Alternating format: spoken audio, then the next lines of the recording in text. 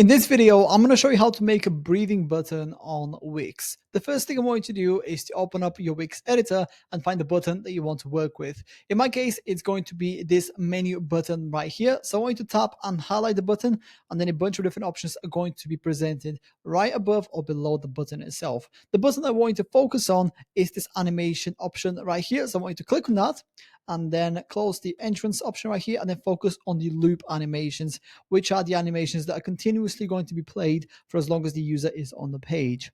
Now, the one you want to focus on is the breathe animation right here. So I'm going to click on that, and then we want to click the customize button to the bottom of the page right here. And from here, we can customize the breathing animation of the button. So, for example, I wanted to go from the center, and I want the distance traveled to be 62 pixels, which is quite a bit.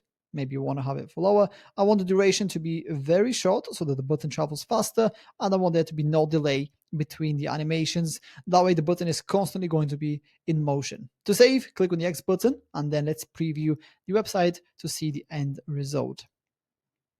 And as you can see, there is my breathing button. If you have any questions, please let me know down in the comments below, and I'll do my best to help you out.